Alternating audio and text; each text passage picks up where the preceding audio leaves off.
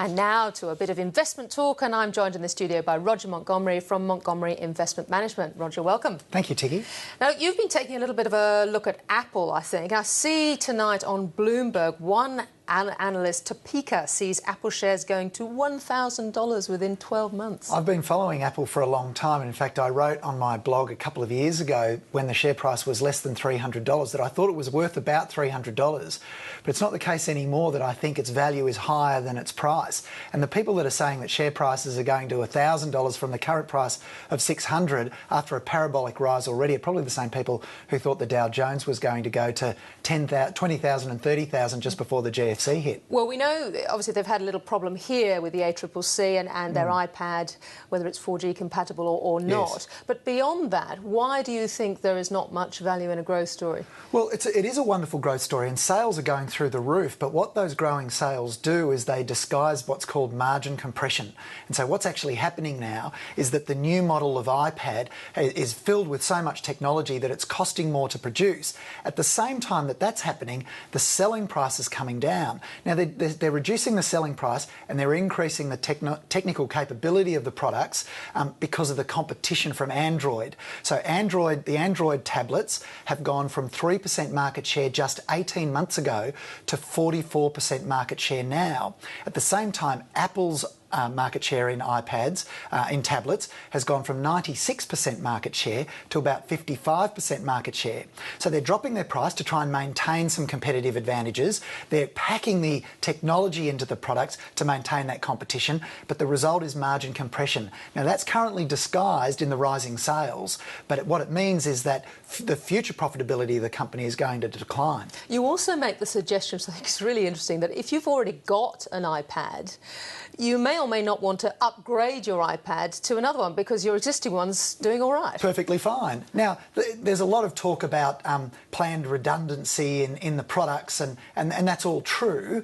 But if you look at the queues of people who were waiting for the release of the latest iPad in London and New York and even in Sydney, there were fewer people lining up for those products. That's because they already have one. The economics of enough just comes into play. So this is a real statistic that people are looking at? Oh, absolutely, yeah. There's researchers are going and interviewing people in the queue. They're counting the people in the queues, and then they're asking them who already has an iPad.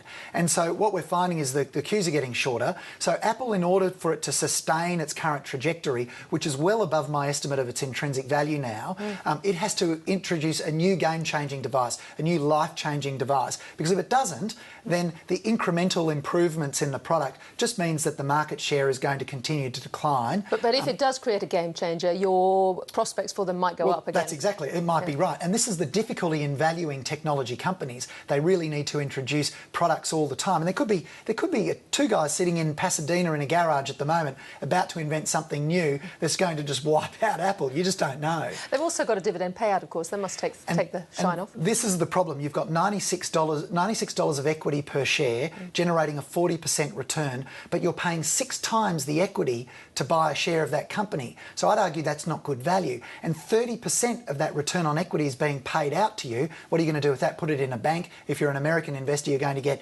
2/10 of nothing in interest. And so the value of the company is declining as the share price is going up. We may see the kind of correction that Google saw after its parabolic rise. Briefly, we're coming back to Australia, and some interesting stocks that are doing rather well on the back of the mining boom. Yeah, I'm a little bit nervous about mining services companies at the moment for a number of reasons. Firstly, they're doing pretty well. Well, they're going very well. We've owned shares in mining services companies for our clients now for a year, and we've made a lot of money for them doing that. In fact, we generated positive returns last year when the market was down, and that was partly because we held these shares. But I've seen two brokers. I saw two brokers last week and another broker today, and I'll see another one on Thursday, and they're all bringing their mining services analysts to come and see me to tell me to buy more of these shares at precisely the time I'm concerned that falling coal price and a falling iron ore price means that future prospects for these companies aren't as bright as they once were.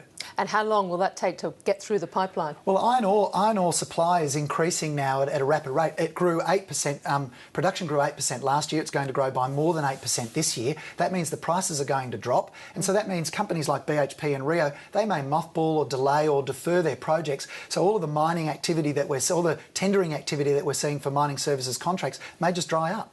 It's a multi-layered thing, isn't it, Richard sure Montgomery? is. Thank you very much for joining us. It's a pleasure, Tikki.